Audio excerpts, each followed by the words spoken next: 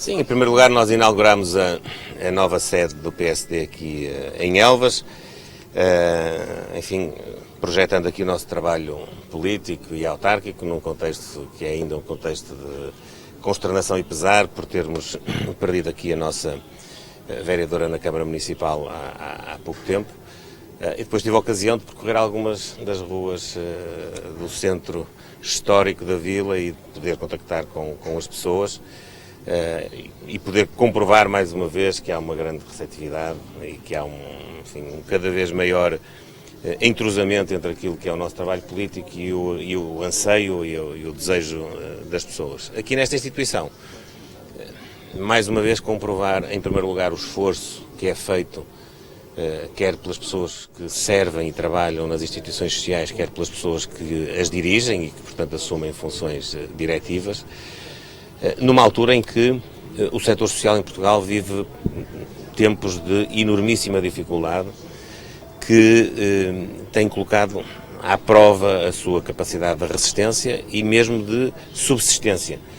porque com o acréscimo de despesas que nos últimos anos foram muito evidentes e com uma deficiente adaptação das comparticipações, nomeadamente da Segurança Social, as instituições sociais em Portugal passam por um período muito difícil. Há muito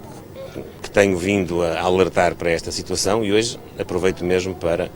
lançar o repto de que em Portugal, de uma vez, se possa perspectivar uma relação entre o Estado e as instituições sociais que seja mais leal, que seja mais previsível e que, do ponto de vista financeiro, possa dar horizontes de funcionamento que não aqueles que muitas vezes temos assistido destas instituições estarem permanentemente a mendigar apoios. Eu tenho defendido e lanço esse repto ao setor, ao Governo, a todos os intervenientes, para que em Portugal se possa fazer com o setor social aquilo que já se faz noutros domínios da administração, por exemplo nas autarquias locais, nas regiões autónomas, que é uma lei de finanças do setor social, em que as instituições sociais ficam com uma determinação legal sobre os quantitativos que o exercício do seu trabalho, das suas valências, podem ter por parte das comparticipações do Estado e os respectivos critérios de atualização, para não estarem sempre dependentes daquilo que, em determinada altura, o Governo, a Segurança Social, pode ou não pode e faz ou não faz. Saberem exatamente com que linhas é que se podem, enfim, estruturar para cumprir esta tarefa, que é uma tarefa absolutamente meritória, muitas vezes que substitui as responsabilidades do próprio Estado, neste caso em particular, numa área especialmente exigente, que é a área da saúde mental. Mas essa lei das finanças do setor social é uma proposta que vão avançar? Não percebi. É uma ideia que eu tenho vindo a defender neste diálogo com as instituições e que naturalmente nós apresentaremos enquadrada em toda a orientação de política pública de relação entre o setor público e o setor social. Mas a ideia força, a ideia de orientação é muito simples, é dar previsibilidade, é dar estabilidade, é dotar a relação do Estado com as instituições de critérios de transparência e de critérios que não estejam sujeitos à vontade política casuística deste ou daquele dirigente, deste ou daquele membro do Governo. Mas é só uma ideia, por enquanto. E não é pouco, é uma ideia muito forte. Se o Estado português vier a consagrar uma lei de finanças para o setor social, acredito que isso é um passo absolutamente crucial, marcante, decisivo para o futuro do setor social em Portugal. Disse ontem no seu discurso que António Costa está amoado. Foi isso que significou para si o silêncio dele ontem? Antes de mais, eu quero expressar mais uma vez a minha preocupação pela forma como o Primeiro-Ministro encara, em primeiro lugar, as responsabilidades que lhe competem no contexto do Conselho de Estado, em termos de explicação daquilo que são as ações ou omissões da ação governativa e, em segundo lugar, um claro afrontamento,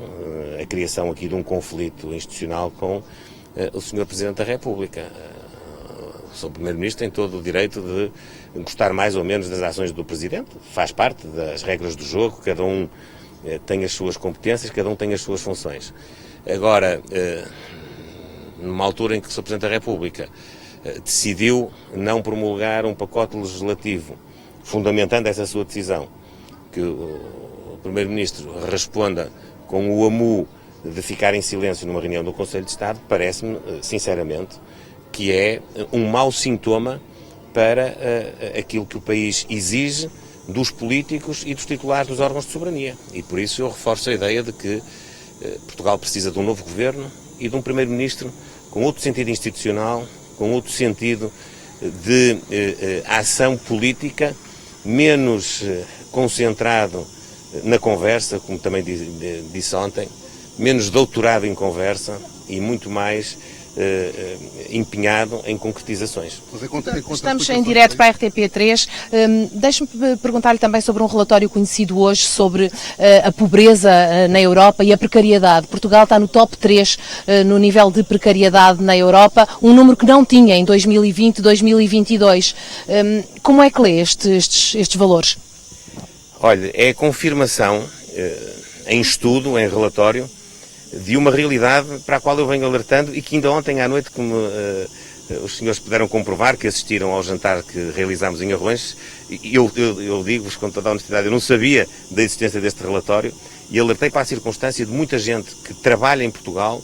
chegar ao fim do mês e não ter meios para pagar as suas despesas mais elementares, de alimentação, de habitação, de consumo de energia, de mobilidade. Portanto, tudo isso, tudo aquilo que venho denunciando nos últimos meses